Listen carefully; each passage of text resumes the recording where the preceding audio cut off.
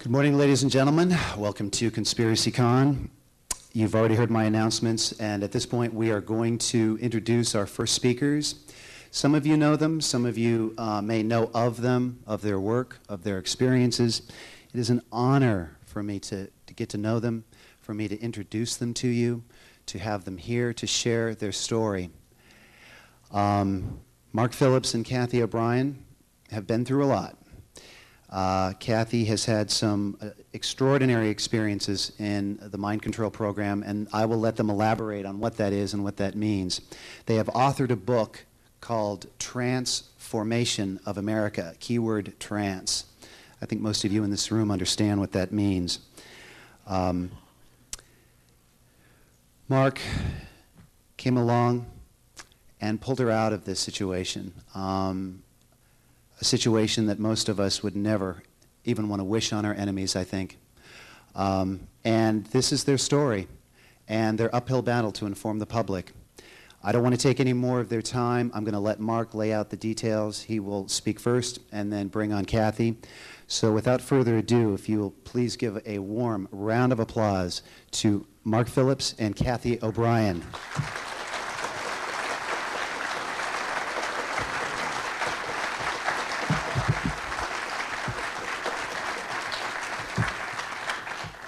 Well, good morning. I can't really see that well because of the lights, but it's a welcome opportunity for Cathy and I to be out here with you all. And quite honestly, this is one of our favorite parts of the world to visit. How many of you in this audience, if you don't mind me asking, know that someone could control externally a mind?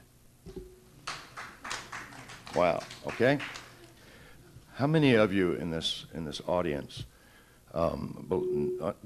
understands the fact that most people in the federal prison system are in there for one charge? Most people. The most successful prosecution of any particular criminal charge, this particular one puts more people in prison than anything else. Conspiracy. Conspiracy.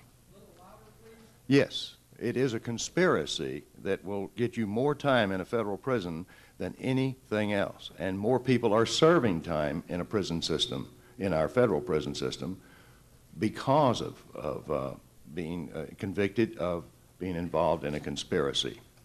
When in fact, we that are called conspiratists, in other words, persons who are exposing conspiracy are related to publicly and through the medias many, many times as having some sort of problem in our personas, or that we are lying somehow if we are exposing the very ones that are locking people up for this charge.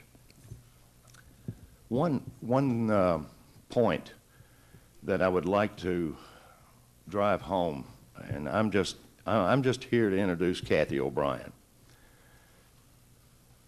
but I also would like to give you all one message that is deeply embedded in everything that we are and everything that we say, and that is hope.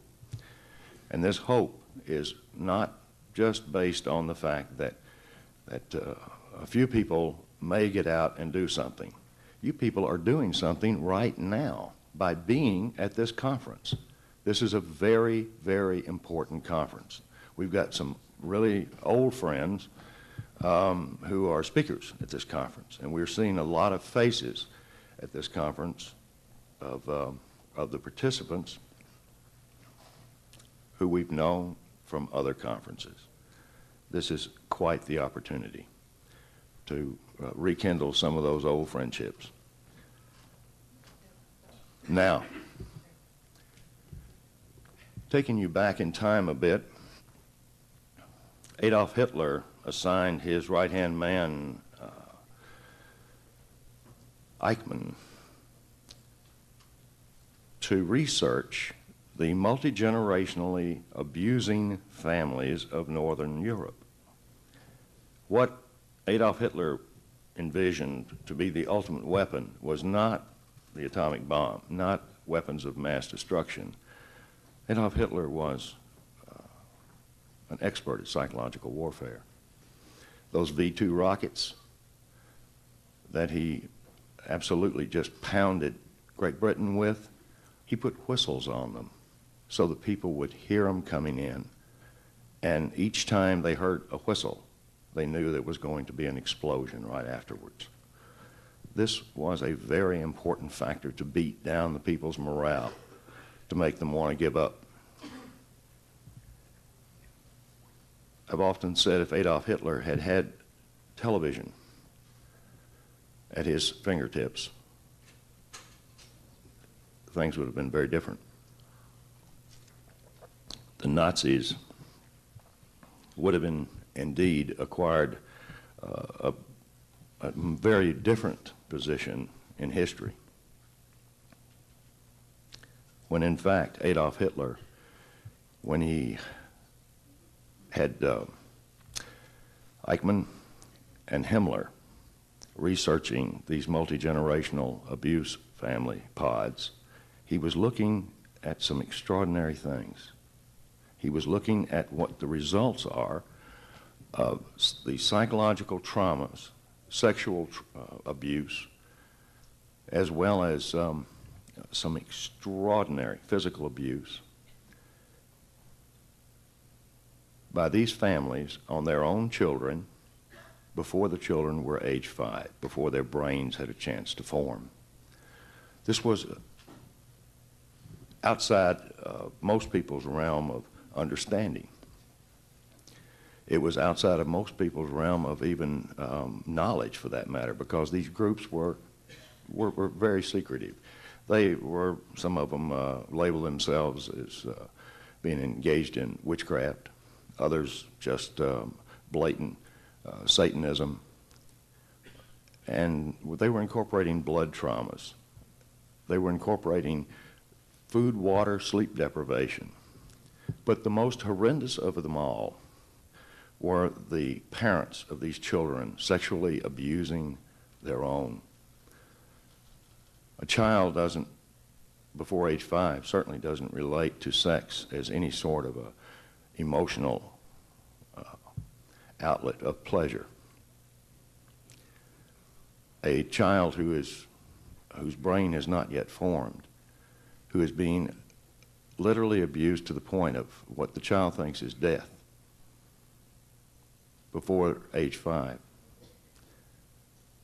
begins to develop some extraordinary defense mechanisms. Dissociative identity disorder is what it's professionally labeled. At one time, they called it multiple personality disorder. Not too long ago. Nothing could be farther from the truth. We only have one persona, one personality. That personality can be fragmented, it can be shattered, it can be professionally compartmentalized to where we have all sorts of projections of other personas, but basically there's only one personality. Well, this is what Adolf Hitler was interested in. Adolf Hitler was indeed the one individual who had the largest pool of human guinea pigs that's ever been known on this planet. The work that he was wanting to accomplish for his, quote, New World Order, George Bush and Clinton, everybody else will use the same term. Actually, they all stole it from Nero. What they were actually looking for was to understand from a clinical perspective how these offspring who were being sexually abused, psychologically abused, and physically abused, of course, were developing 44 times visual acuity. That's like having eyes in the back of your head. 44 times improved visual acuity. Well, now, it doesn't take a rocket scientist, pardon the pun, to understand how this could be applied in special forces, how it could be applied to soldiers who were in missions that a normal soldier could not possibly walk away from. These guys could. These children had 44 times visual acuity improvement. They also had photographic memories. Now, everyone in this audience has got a photographic memory. Some of us just don't use the camera very often, but nevertheless, we've all got it. I'm one of those folks too. By the way, Cathy and I don't prepare our presentations. I've never used notes except when somebody wants me to announce something. It's very easy to tell the truth over and over and over and over again. It's very easy to answer questions as long as you answer them truthfully. Well, that would have bothered Adolf Hitler quite a bit, because he believed that the ultimate weapon would be the control of the minds of the people. And he didn't want people to be able to tell the truth or to know that they were lying. What he wanted was to be the puppet master for his New World Order's politicos that would control the various regions on this planet. I don't see that there's much difference in what Adolf Hitler planned in this New World Order scenario than what's going on right now. Jumping forward in time a bit, when Cathy and I first started out on this whistleblowing trail, we were told not to use the words mind control, call it behavioral modification. Well, that's what I had to call it when I worked for the intelligence community in the 60s and 70s. It wasn't called mind control. It wasn't referred to as mind control. It was referred to as behavioral modification. I didn't hear the words New World Order when I was working, but I was told when Cathy and I first started out that we couldn't use that term, that that was a conspiracy nonsense, there was no such thing. And then when George Bush stood up on television and said, this is the beginning of a new world order, that was all I needed to hear. And then I heard the admiral in charge of SEAL Team 6 stand up on the Discovery Channel and say that he answered only to the President of the United States and the New World Order. That documentary is available. And I would like to be able to afford to at least have that clip and send it to all the people who said there was no such thing as New World Order.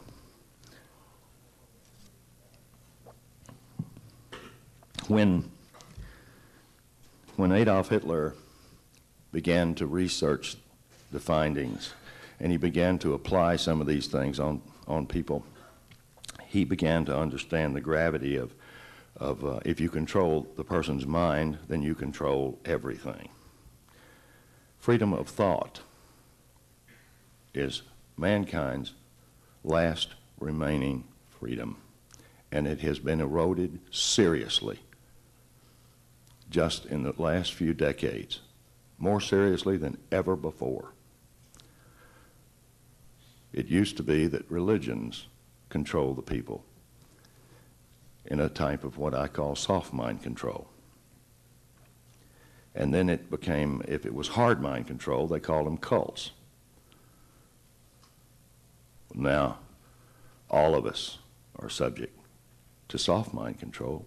All of us have had it applied to us because our history books, for instance, have been changed. Our newspapers and our other forms of news and information are greatly spun and changed so that we do not get the truth. If we don't get the truth, but we think we're getting the truth, and we're predicating all of our thoughts, our actions upon what we learn, but what we're learning is controlled, contrived, This is mind control. This conference should be 100 times the size that it is. It should be like one of these major football games or baseball games. But no, the people who think they're free and think that they have freedom of thought are attending those games by the tens of thousands. And guess what?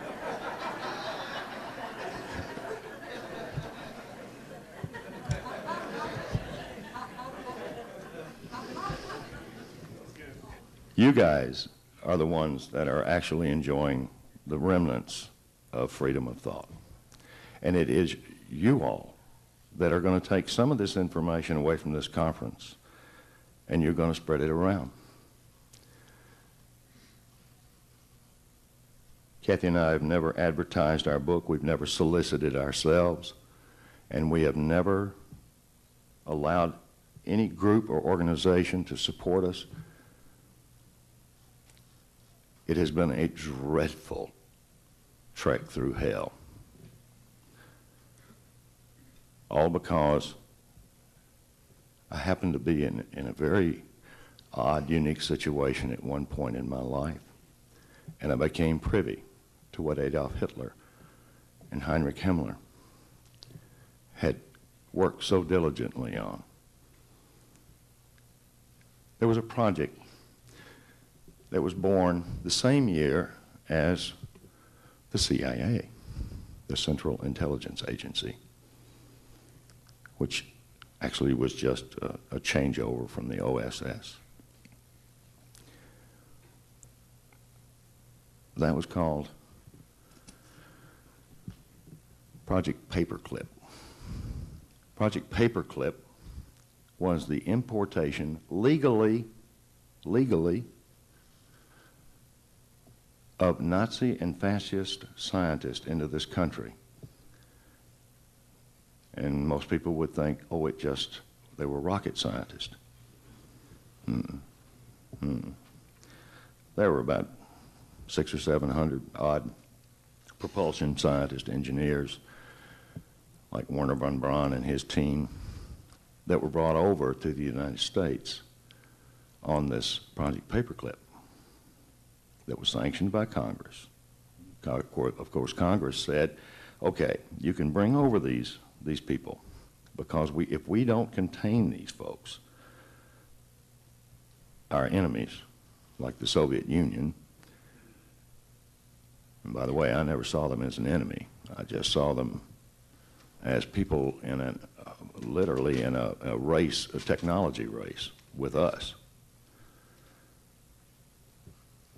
So Congress allowed the importation of these people to be put into our higher institutions of learning, within our military-industrial complex, within transportation, and within communications. And of course, they were brought in to build rockets.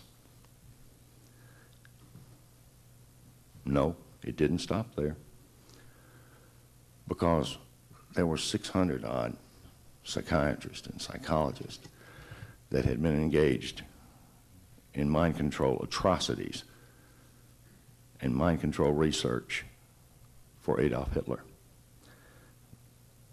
The United States government deemed that so secret that in 1947, same year that Project Paperclip was born, the same year that the CIA was born, the same year Roswell occurred, 47 was a banner year.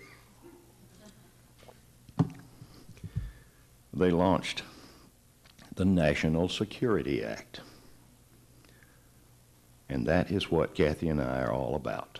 We want to see the repeal of the National Security Act, because you folks are going to hear something right now that you're not going to like. There's not one person in this audience, not one, that could not legally be experimented on, killed, or financially destroyed, and you have no recourse legally. None. Zero. As long as the National Security Act is in place. The National Security Act has not guarded our nation's secrets very well either. The rules of ethical military conduct had done a remarkably good job for years and years and years. No problems. But the National Security Act came along, and the string of espionage problems that occurred and the cover-ups that ensued is nonstop. And I'm going to tell you how that National Security Act has played in turning someone who used to be highly paid to keep his mouth shut, who now works for nothing, just enough to keep talking. Yeah. I was very fortunate. I did not have to go to Vietnam, get my head blown off, or wind up coming back home as a headbanger. I was very fortunate. I didn't want to flee to Canada. I just simply wanted to serve my country in some capacity. And so I thought, well, I was relating to some of the old World War II ideas where women were working in the factories, building airplanes and bombs. I thought, well, you know, why can't I build something or do something other than go over there and get my head blown off? Well, I didn't have an appointment to West Point or anything that would keep me in university or college during that period of time. I was going to college, to night college. But I was given the opportunity to go to work for a company based right up the road in Redwood City called the Ampex Corporation. Ampex Corporation invented the instant replay. They had developed videotape, and they were the foremost military-industrial complex provider of the most extreme technologies in recording ever known to man. And I was given a job to keep me from being drafted by the Ampex Corporation as an engineer. Well, obviously, there are a lot of folks in here that know who I am. And by the way, we want to get to know who you are, so you've got the advantage on us. Come by and talk to us later. But those of you who know me know that I have trouble balancing the checkbook. I'm dyslexic. I couldn't be an engineer if my life depended on it. But I nevertheless had that title. What I did in the mid-'60s and late '60s and early '70s was I just was in charge of maintaining, not the physical maintenance. I had an actual, real, honest-to-God engineer with me at all times. But I worked in mental institutions, both state and federal. I worked in the state and federal prison systems, worked on NASA sites, and was working to just simply guard the integrity of certain file tapes and films.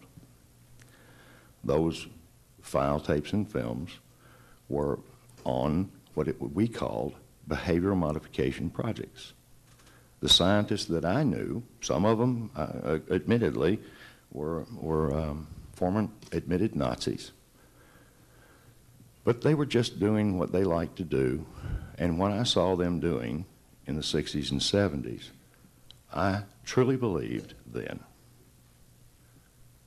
and I truly believe it now, was benevolent for society. You know, anything that could be used for positive can also be used for negative.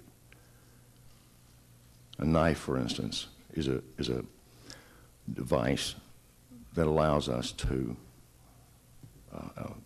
use it as a tool or a weapon. Mind control, the one I was seeing, the behavioral modification programs, particularly in the prison systems and in the hospitals, the people were either incorrigible, they had extreme I mean, we're talking the Charlie Manson types. These people had extreme social problems, put it mildly. They had behavioral problems. Some of them were cannibals. Some of them were serial killers. Some of them weren't any of those things, but they could not function in society. And what I was seeing were these people being free of those extreme mental bonds. People were recovering from the unrecoverable. People were becoming functional when they absolutely were non-functional.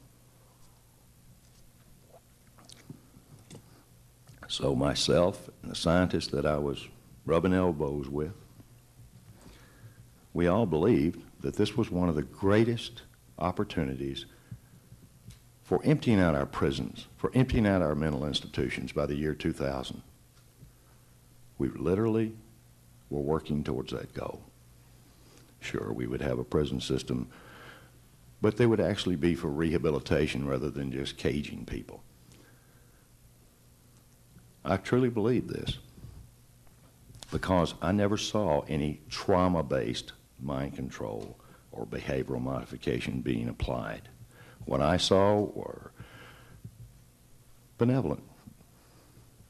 They used drugs, hypnosis, very mild electroshock, about like taking a 9-volt battery and, wetting a place on your arm or your leg and putting it on you. I mean, you can feel a little tingle, but it's not the electroshock that most of us equate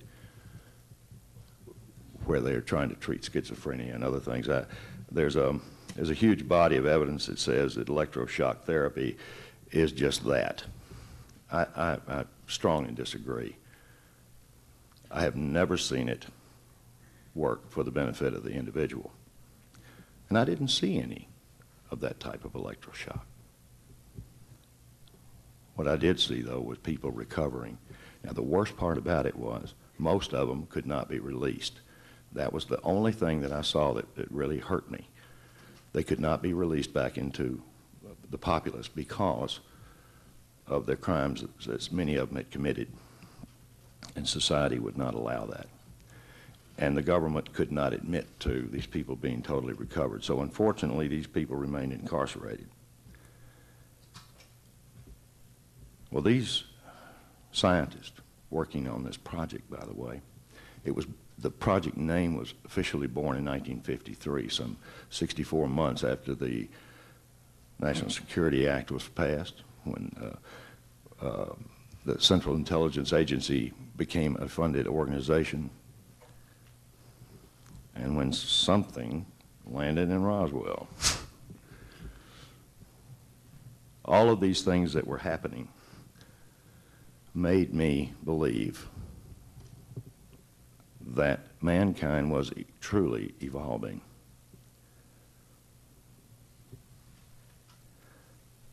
I recently was given what is known as a plum.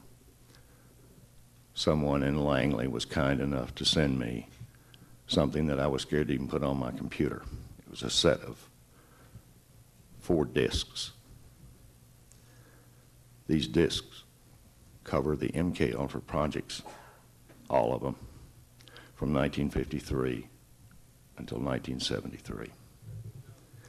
These discs contain 1.2 gigabyte of some 23,000 files. The names of the people who were being worked with, experimented on, were blacked out. That's all. The rest of the project information is there, believe it or not, intact. It's not redacted, for the most part. I hadn't even gotten through them, all the files. It would take me a year to read all that stuff. But I did find some extraordinary information in it. And Cathy and I are putting these things available. I only had about a dozen of them I could bring to this conference. A dozen copies.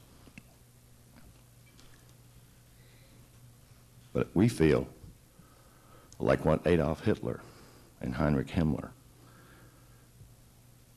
we're putting together to control the world, if we permit people to actually see for themselves what our government has now declassified and made available, we felt like that maybe, just maybe, that with enough voices, this situation can be reversed. I still believe this. I believe that the good guys outnumber the bad guys 5-1. I could be a little bit off. Could be the other way around. Because like I said, this has been a walk through hell, because after I left the Ampex Corporation, I was recruited. And I won't take you through my entire employment history, but I worked for Laser Systems and Electronics as their medical sales manager. I was vice president of marketing and sales for Laser. Laser was the first, that was a group of NASA scientists. These guys are paid off with technologies when they retire. And one of them was given some laser technology. And he was the first man to bounce a laser off the moon. And he was also very interested in a device called, that incorporated telemetry. Telemetry is the wireless transmission of something, whatever. In this case, it was body functions, brain waves, heartbeat. And back in those days, this was in the early 70s, they didn't have anything in the hospitals for cardiac patients who were recovering to monitor their heart unless they put them in a bed and they run all these wires to them. Well, psychologically, that was killing more of them than it was actually helping. So this new telemetry device, about the size of a small package of cigarettes, could fit in the patient's pocket, and the patient could go all over the hospital because there were antennas buried in the ceilings. When in fact, just a few years earlier, all that technology was classified, top secret. And then when NASA decided that they could help their position it publicly, they released it. They don't release any technologies unless it feathers somebody's nest.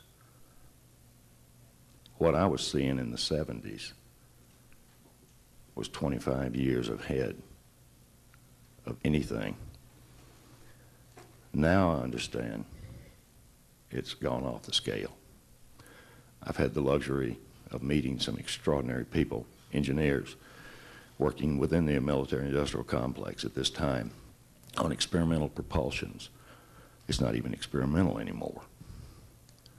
I've had the opportunity to discuss in depth some of the things that, experiments that I was privy to see what happened to them. Where did they go? How were they developed? And they too had been developed for decades. Because you see, after leaving Ampex and working my tenure with Laser Systems and Electronics, who, by the way, pioneered brain implants. That's a really touchy subject with me. Most people hollering about they've got a brain implant for mind control. Well, first of all, they wouldn't know it. Second of all, they don't need to do that. I wish they did. I wish that was all I wish they really needed to do a surgical procedure to put one of these things in you, or at least inject it or something. But they don't need implants. They haven't needed implants since 1983. That's scary stuff when you consider the ramifications of what is now possible through compressed microwave and any number of other advanced technologies for controlling your thoughts. Creating apathy, rage, can easily be done with what is known as the HEART project.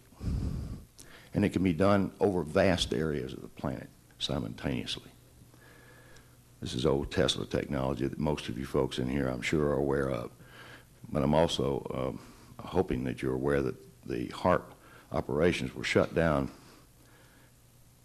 for a period of time during the Clinton administration. And it restarted in August of last year.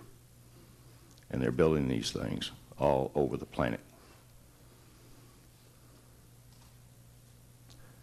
This is a form of the type of mind control that Hitler hadn't even thought about. This is the worst. Because there is no shielding. You can't be a privileged person and avoid it. In the mid-70s, I was approached after I left laser systems and electronics by a fellow friend of mine who'd kind of been hanging around me for all my career. He always seemed to direct me in the right places, and I always seemed to wind up with incredible professional job opportunities. And I told him that I could not ever work in a medical field because I don't like blood product, and I sure don't like to see brains. And I couldn't stand it. I mean, I literally passed out in an operating room one time watching a simple brain surgery. They were trephining this boy's head. He had a pressure on his brain, and when they got that little drill in his head, the thing just blew out and splattered me. That did it. I hit the floor. And I didn't eat for several days. Thank God I wasn't fond of organ meat, or I'd never been able to touch it again. But I did tell this friend of mine, I told him, I said, I don't care what it is, I just don't want to deal with the medical profession. And I've got all these job offers from Johnson & Johnson and Codman and Shirtland, and the list goes on. I said, I can't handle it. I said, I don't care about the money, I just can't handle it. He said, well, what about transportation? Okay. So he said, well, I'll send you to a place called Smyrna, Tennessee. I said, that's the only thing there is an old military base. He said, well, that old military base is owned and operated now by the city of Smyrna, which is a population then of about 1,200 people. He said, but the interesting thing is, he said, the world's largest supplemental airline is based there. And you know some of the people involved with that airline. I said, oh, sure, that's Capital. Capital International Airways. Born in 1947. Hey, what a coincidence. And oddly enough, they were born in Virginia. Oh, boy. Well, I didn't really consider anything other than the fact that they were a large supplemental airline, and I was a marketing guy, so this would be a great opportunity, and I interviewed. And when I interviewed with the senior vice president and the president, Mr. Jesse Stallings, I left there wondering what I had just interviewed for, because they didn't outline my job description. They only were interested in how much money I wanted. That's it. And they wouldn't tell me what my job was going to be. And I didn't even know what I was interviewing for. They told me to show up for work Monday morning, and I did. They didn't even have an office for me. And so I politely asked Al Pittman what I'd be doing. He said, you're going to be in charge of advertising. Oh, okay. That's a lot of money to pay an advertising manager. That's okay. He said, no, you're a director now, and we're going to promote you to vice president. Of course, that's kind of like a bank. Everybody's a vice president in the airline business. If you're in upper management, everybody's a vice president. There's no great distinction. So I said, well, that's great. He said, well, I'll introduce you to your employees. Well, I worked for Capital. And then one day, federal marshals descended upon the building in 1976. I was going to Washington to a big gala affair for the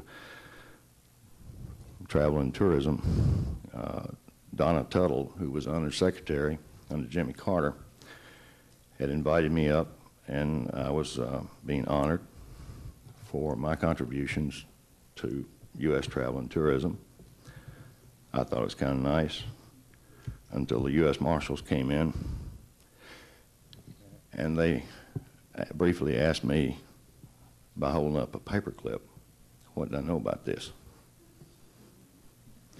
Well, I'm not real slow, but I told them, I said, I use them every day.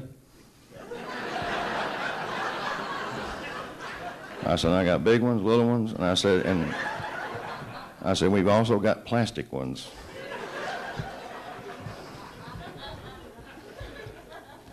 Well, oddly enough, he said, that's all I need to know. I thought, wow. I had some friends of mine that were U.S. Marshals, and that was back in the days when all they did was transport prisoners. And I used to play poker with them. That's when I lived in Atlanta working for Ampex. So I knew where their hot buttons were and what to say and what not to say. And so I asked the guy, I said, this is not consistent with your guy's level of intelligence. Why aren't you asking me about paperclips, man? Why don't you ask me about the real meat and potatoes, like my fountain pen? I said, what is this all about? He said, you're all need to know, and that's all you need to know. He said, you obviously don't know anything. I said, you got that. He said, we're going to put you in charge of the integrity of all the files in this building. I said, and why? What's going on? He said, there is a federal charge that's being levied against Capital International Airways and its executive officers that will have to be addressed in Congress because it's a matter of national security. Well, putting me in charge of the integrity of those files was very much like putting handcuffs on me and putting a big block of cheese and putting me in that, in a little box with that big block of cheese, and I'm handcuffed, and you turn 15 rats loose, and I'm supposed to guard that cheese? I knew I was going to go to prison, and probably for the rest of my natural life that I'd been set up. Well, I went in and I expressed my opinion to my boss. He said, you don't have anything to worry about. I said, oh, yes, I do, because I happen to know that somebody just broke into one of the files, and they said that I'm going to prison. Whether I tell them or not, I'm still going to go to prison. He said, you're not going to say anything. And he said, we hired you because you know how to keep your mouth shut. I said, well, I thought, kind of insulted. I said, I thought you hired me because of my abilities. He said, that too, but you can keep a secret. I said, okay, I'll tell you what I'm going to do. I'm going to leave this country. Can you keep a secret? Because I'm going to tell you where I'm going. And I'm going to steal one of your airplanes to go there. And he told me, he said, now wait a minute. Don't even start that kind of dialogue with me, or something to that effect. And berated me, and he said, you wait out there in it was the boardroom actually attached to his office. I'm sitting there, and my boss, Jesse Stallings, picks up the phone and calls a fellow by the name of Richard Nixon. Oh boy. I mean, this is really getting serious now.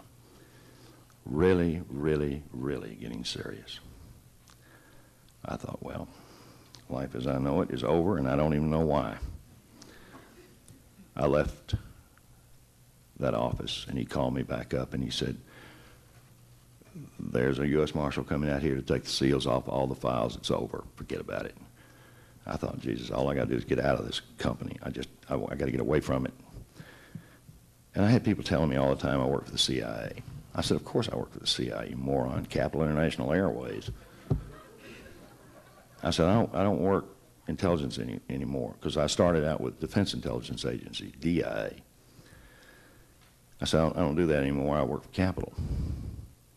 They said, well, okay, whatever you say, but you still work for the CIA. I said, how do you know? They said, because I work for the CIA. I said, well, I heard that many, many times, and I never believed it. moving forward in time a bit, I had the opportunity to go into business for myself when I found out for a fact that I was working for the intelligence community, and nobody leaves the intelligence community. It's like the mob. You don't just say goodbye. You don't just say, I'm going to go and do something else. You have to go to work for yourself, and you've got to make sure your customer base, whatever business or services you're providing, doesn't get put in one little corner with one large customer. I knew these things. So I decided I would get into my own business of consulting within the travel and tourism industries. I did very well at it.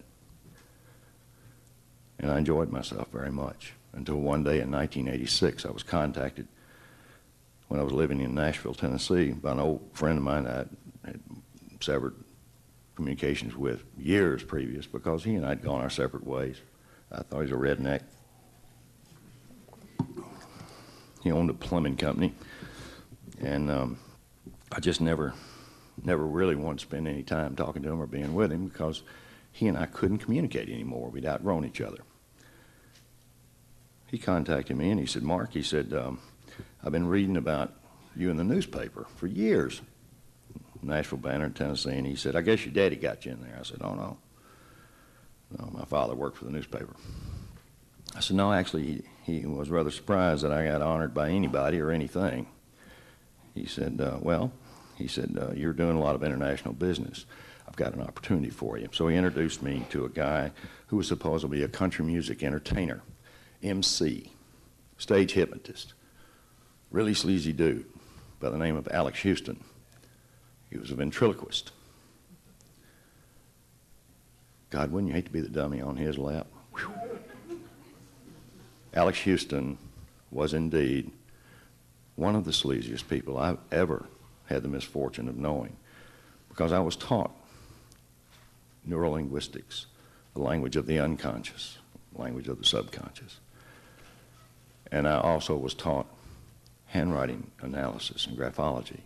I had all the tools of being able to determine whether or not someone was being honest with me, whether they were a threat to me, or whether I could do business with them. And Alex Houston was somebody I could do business with, but I had to maintain control. He had a great idea, which took me and him to Hong Kong, and we started a joint venture company with the People's Republic of China. We were building these giant capacitor banks for energy savings so that the Chinese mines wouldn't have to shut down. It was at this juncture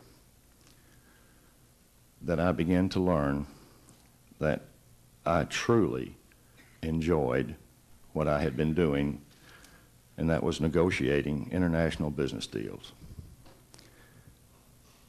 In 3 weeks, we put together $31 million worth of business with the Chinese. And I was, and with Alex Houston, 51% owners of a company called Uniphase Corporation. I didn't want to socialize with Alex Houston. I hadn't met his wife or his daughter. And then when I went back to China for the final deals, and we were building a huge plant over there, 65,000 square foot plant to manufacture these capacitors, I was approached by a Chinese intelligence officer.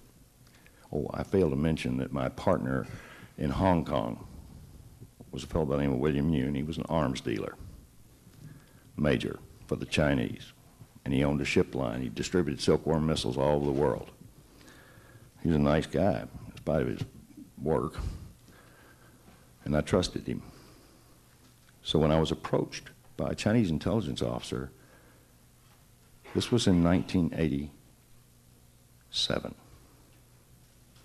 and this guy told me that he needed to speak with me because there was a serious problem.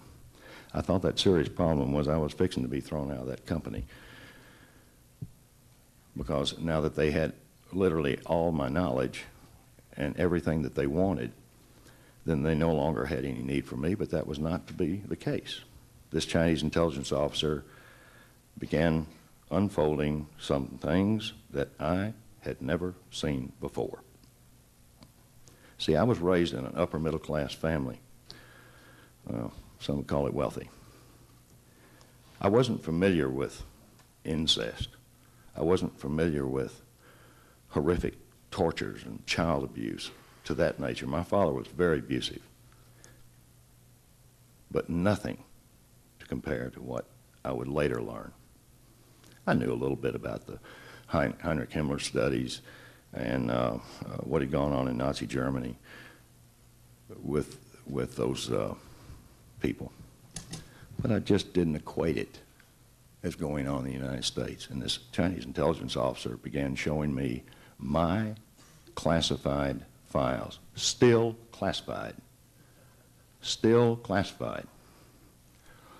Now this really scared me because you got to remember, you can take the boy out of the CIA, but you can't take the CIA out of the boy. And I was going to run straight home and tell, which I did.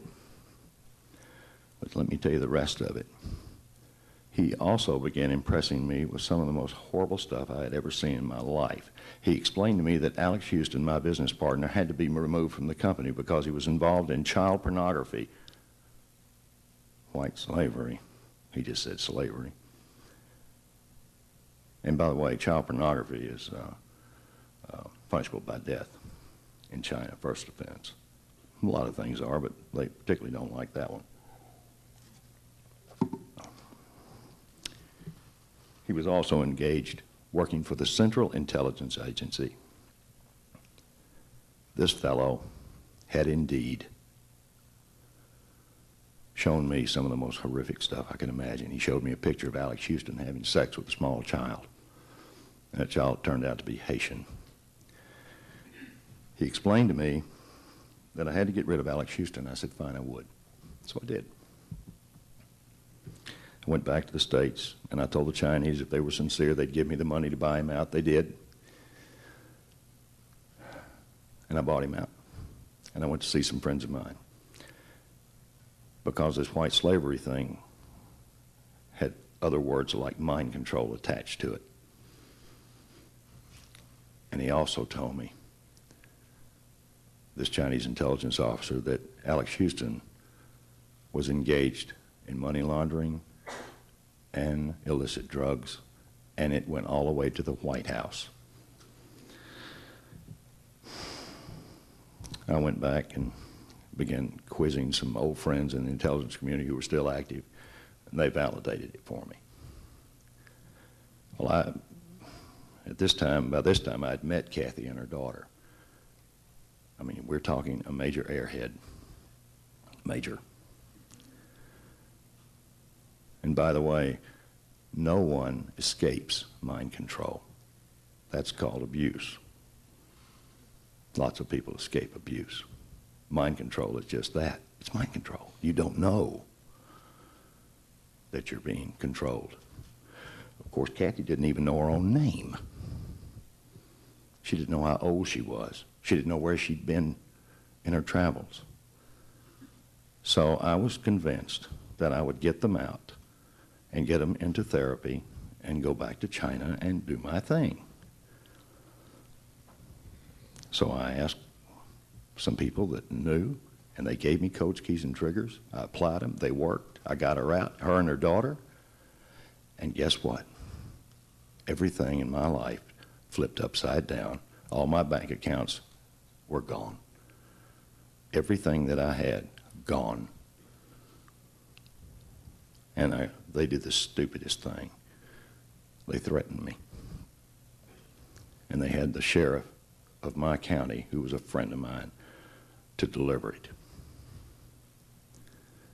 And he told me, he said, Mark, he said, this is CIA crap. He said, I would strongly recommend you just walk away from this right now. Well, I convinced him that I had lost my mind, and I walked away from it by taking Cathy and her daughter to Alaska. that same organization that was responsible for her victimization.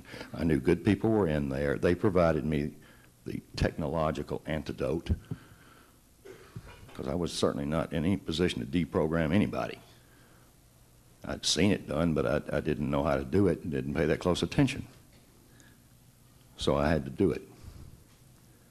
And as a result of that, you're going to hear probably the most incredible, validated story